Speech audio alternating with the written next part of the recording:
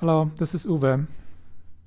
I wanted to show today how to remove the hook and how to put it back in place on this Adler 167-273.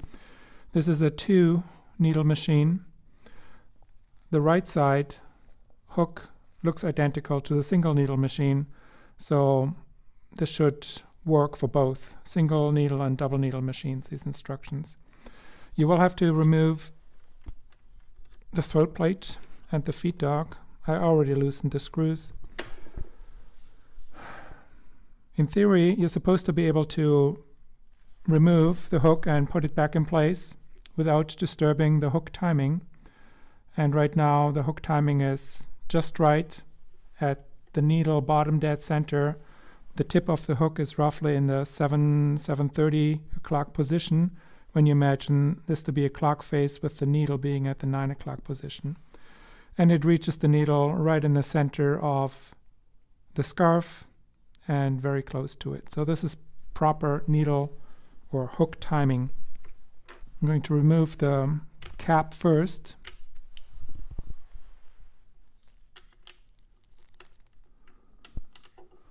The next part that needs to come up is this hook gib that holds the bobbin basket in place.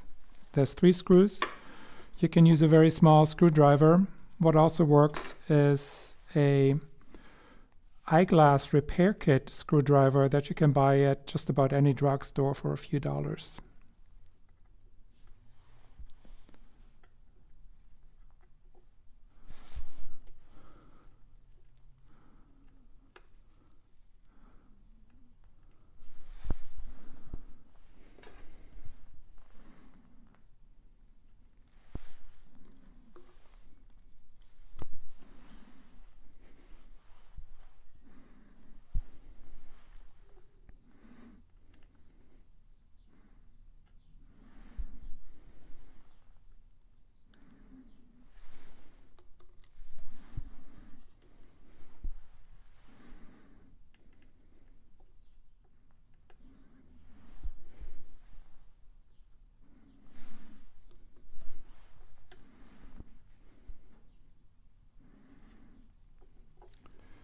So this is the hook gib.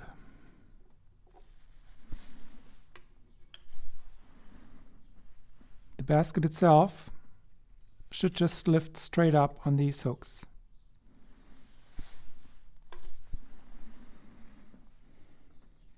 This big screw is next, and I have to actually hold my hand wheel to provide a little bit of counterforce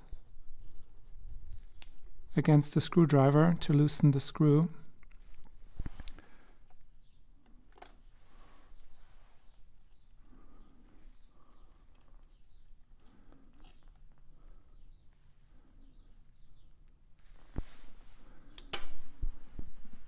So at this point, the hook should lift straight up. Align it with the Bobbin Case opener tab so that you have a clear path to lift it up.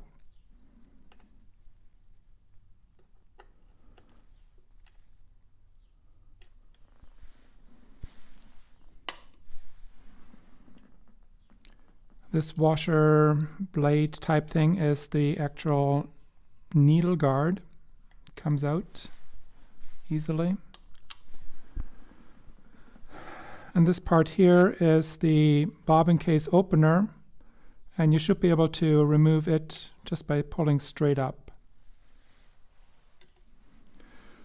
So now you have access to everything to do a proper cleaning in case there's any thread stuck in there, and it's probably a good idea to do that every so often, or in case you do have thread stuck under there.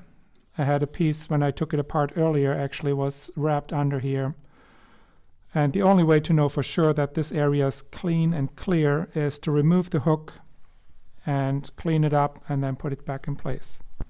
So let's pretend we cleaned everything, and I'm going to put everything back in place.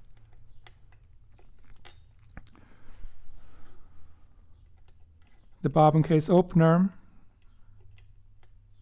should slide straight down, and it needs to align back here. with this pivot point.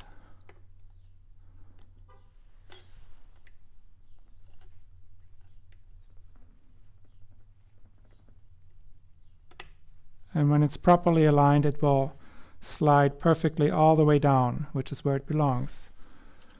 Next part is the needle guard. And you just put it in place so the notch here connects with this pivot, or this driving pin, I should say, that actually drives the hook itself. This pin, by the way, also does the alignment that makes sure that the timing of the hook does not go out of position. When you insert the hook back, you have to make sure that this pin here, or this hole, sits on this pin. And this is what locks the position of the hook in place and also guarantees that the timing of the hook does not change when you remove it.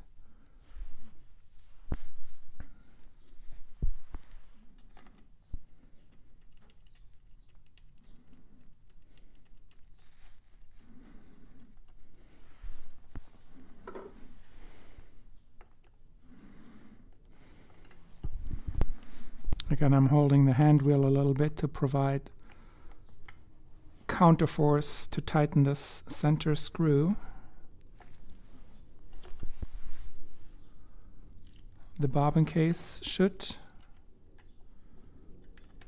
fall in place straight down. And then we're ready to connect the hook gib again.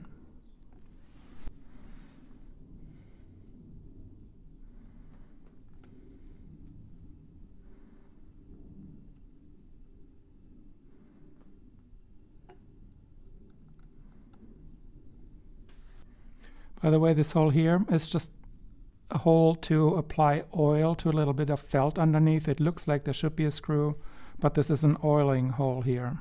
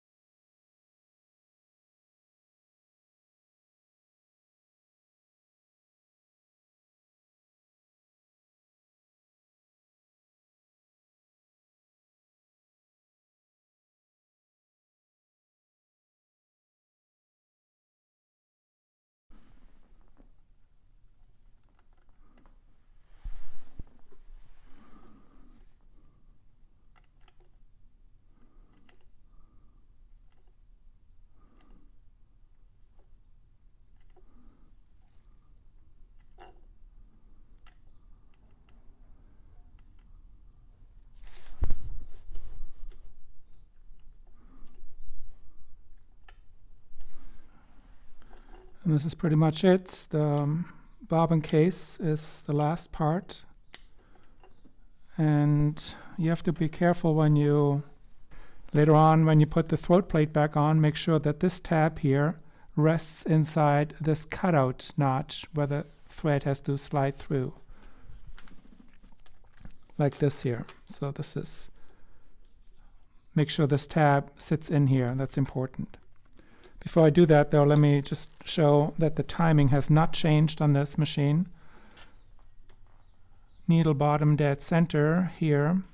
The tip of the hook is still roughly at the 7 o'clock position, and it meets the needle at exactly the same spot that it did before I took everything apart and reinstalled it.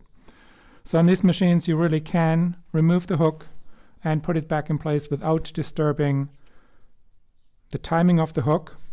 And again, this is an Adler 167-273 two-needle machine with 2 hooks. The same procedure will apply to other single needle machines in the Adler series, the 67 series that includes the 67, 167, and later on the 267 as well.